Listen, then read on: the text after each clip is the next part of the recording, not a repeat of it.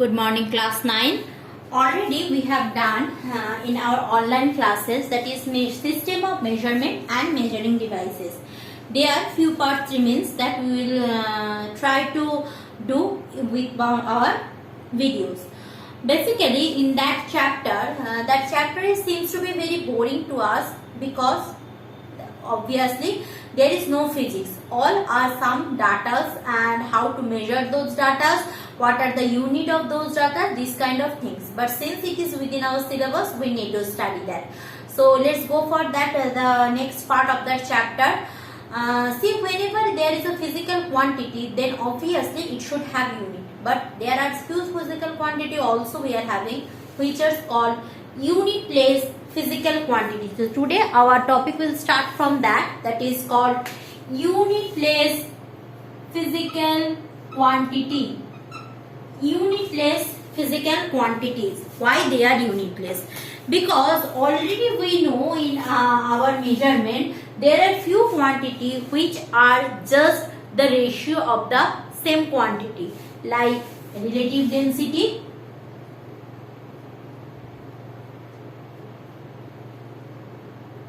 specific gravity,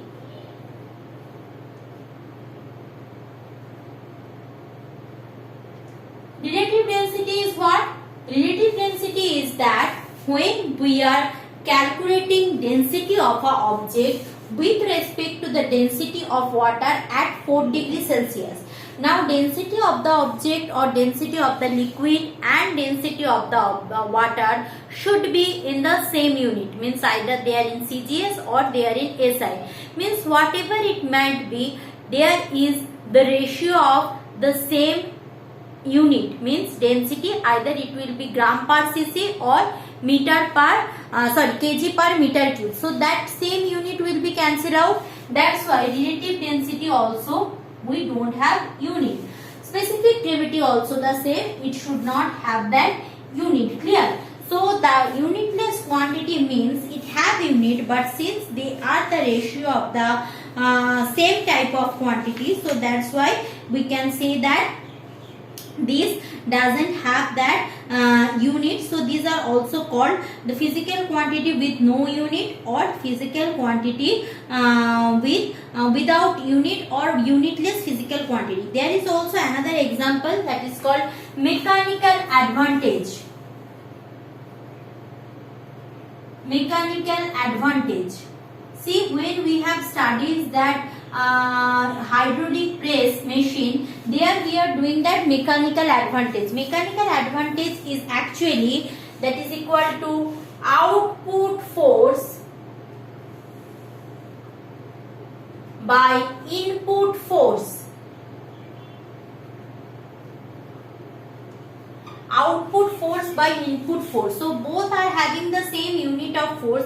So that will cancel each other. They will cancel each other. So it is also the ratio. So if we are having a physical quantity which can be expressed as the ratio of two physical quantity, that time that physical quantity doesn't have unit, is called unitless physical quantity. So from there if give reason type of question or can be arise that is it possible there is a physical quantity exists which do not have unit? Yes, it is possible. If the physical quantities are expressed in the ratio of the two physical quantity, that time it should not have the unit. Clear? It is also that in case of these physical quantities, it should not have that what? Dimension also. Why? Because dimension, force dimension is what? MLT, output force or input force, whatever. It is force, means force dimension is MLT to the power minus 2 and the denominator also MLT to the power minus 2. So it doesn't have dimension. So unit place physical quantity is also one as a kind of dimensionless quantity. Remember these two facts. So unitless physical quantity and or dimensionless physical quantity are the same. Clear? But please don't in exam now whenever it is asked what is unitless physical quantity, don't write this definition.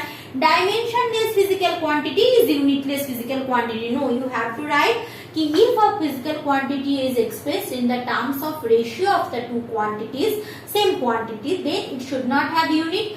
Now, if they since they are the ratio of the two same type of quantity, that's why it have no dimension also. Clear? So that's all about the unit. Right now we will start our discussion from that measuring devices. For various physical quantity, we are having various process to measurement. Here we will discuss few of them. Everything to more possible in syllabus, whatever is there, only few of them we will study. So let's go for that. And see, in online class, whatever discussion has done, whatever things we have done, that note I will not give, already said. So whatever we are doing right now, that note I will give obviously. So let's start that measuring devices.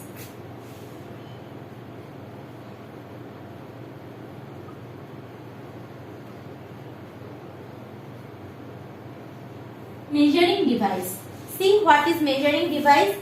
To measure the length, we need what? Linear scale.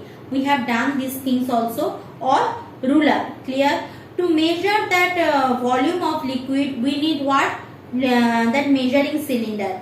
Clear? So first let's go for that ruler. Then we will go for that volume cylinder. So measuring of length, we need. So what we will study here? Let's jot down. So length measure. What we will study? We will study measuring device for length measurement. Which one is ruler? We will study volume measurement, volume of liquid, as well as volume of irregular solid.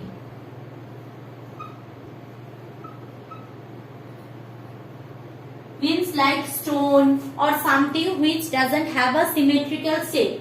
Then we will study the instrument or device for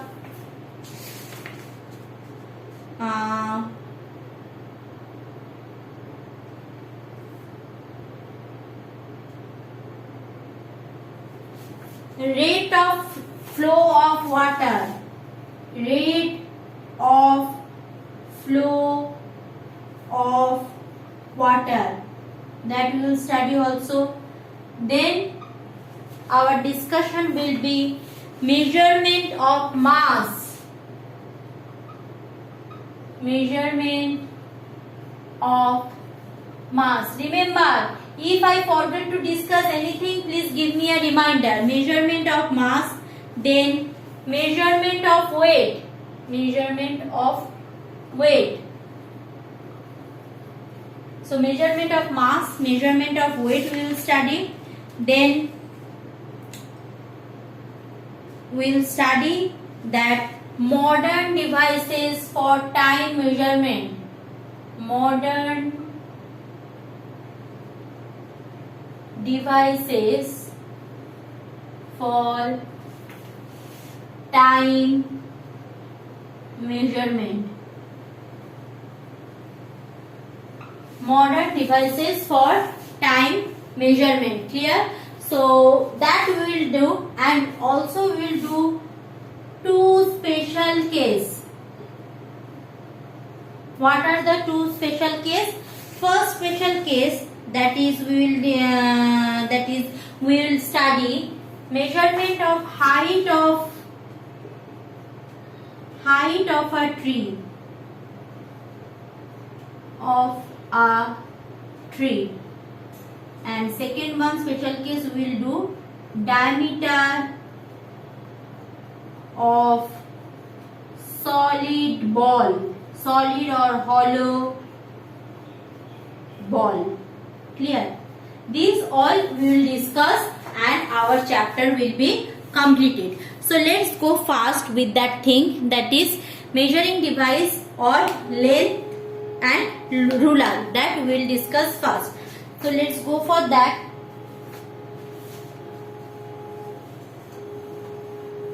Already we know how a ruler works. No need to discuss again. if we are having a length, directly we can use our scale. Where is my scale? Okay, directly we can use our scale. Here it is. So directly we can use this kind of scale, and from that I can get my measurement in centimeter scale or meter scale, whatever is preferable for me. Clear? Now when I am doing my measurement, there are few problems might be arising. I am showing you what are the problems. So this is suppose my length I need to measure. So this is A point, this is B point. I need to measure what is the length between A and B. So what I will do, I will put my centimeter scale over here.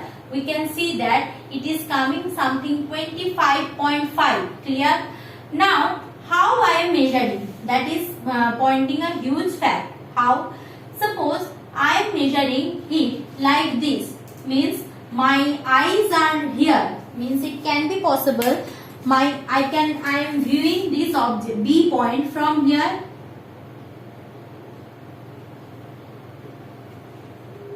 I can view the point like this. Clear? I can see this point by scale from here. Or I can see this point from here. Means like this I am viewing the point. I can see the point like this, just a perpendicular vision, or I am viewing the point from here. Anything might be possible. Clear? So what is the problem is there in 3 vision. What are the problem? Clear? Now when I am putting my scale over here, so suppose this is my scale. I am showing you. I need another ink. Wait. So suppose this is my scale. Clear? So this one is my scale. 1, 2, 3, 4, 5, 6, 7, 8, 9. Suppose this is 10. Clear?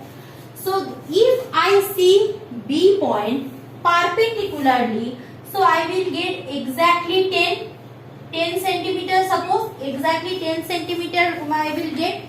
But if I will go through this line or this line, see, if I see the object like this is my vision point, I will get directly point B. But if I see the object like B, so it might be possible my vision will be in an inclined way. This is my vision. Clear? This is my vision either like this or this. So both the case I will face some error. Why we are having that error? Because if I am seeing observed that object obliquely, these are what? This is normal vision, just perpendicular. These are oblique vision. This is also one kind of oblique vision. This is also another kind of oblique vision. So this is normal vision, and that two are called what? Oblique vision.